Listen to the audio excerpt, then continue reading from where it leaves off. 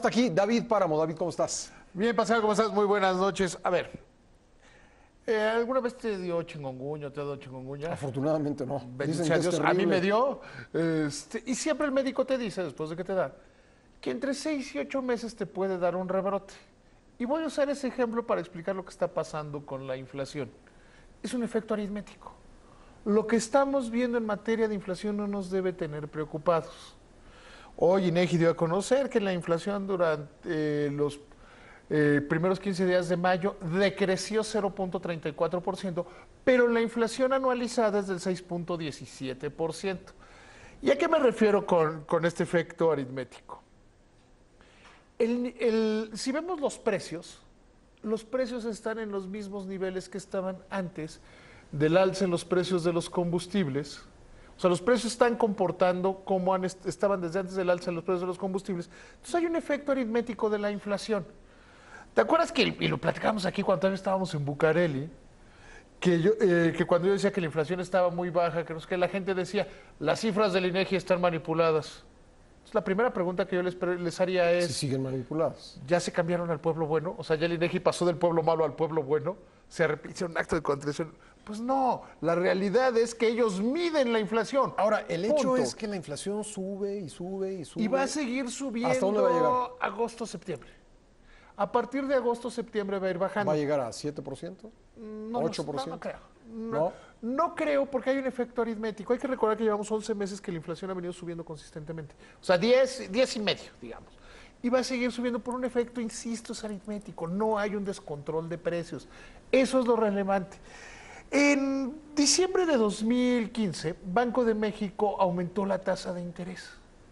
Todo el mundo dijo, pues, ¿para qué aumentar la tasa de interés si la inflación de 2015 fue del 2.1%? ¿Por qué es relevante este dato?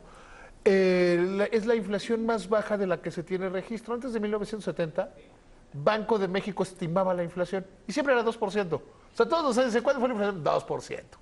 Le empezaron a medir en 1970 y desde ahí, y luego cuando la comenzó a medir el INEGI, jamás estuvo en 2 puntos. Pero Banco de México empezó a subir las tasas de interés.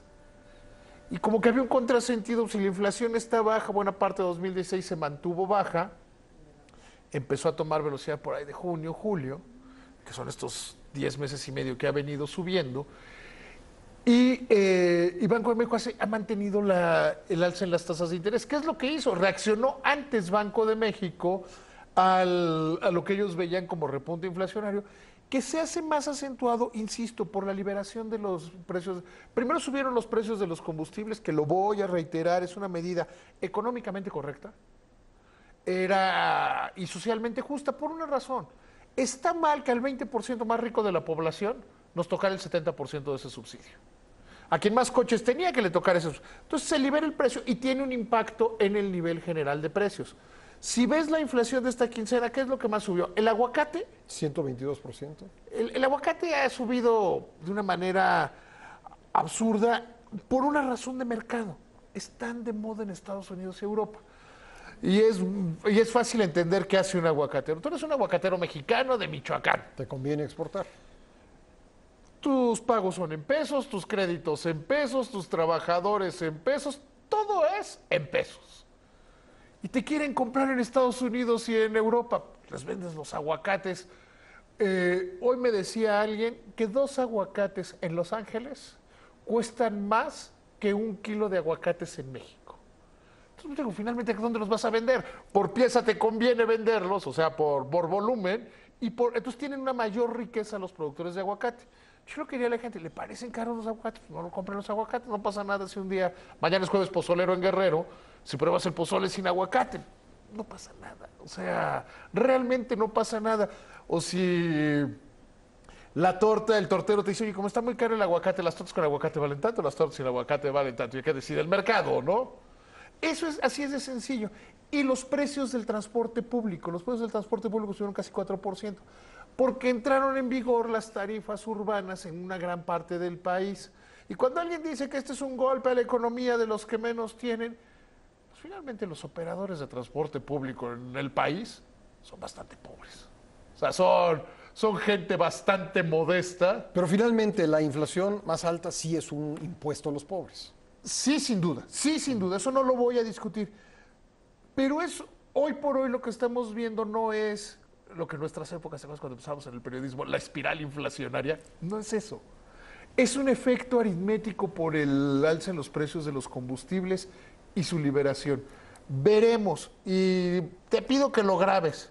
Si en septiembre no está bajando la inflación y para enero no se ha desplomado, me habré equivocado rotundamente, pero nunca me equivoco. Entonces, entonces eso es lo que está pasando. ¿Quién va a ganar la final?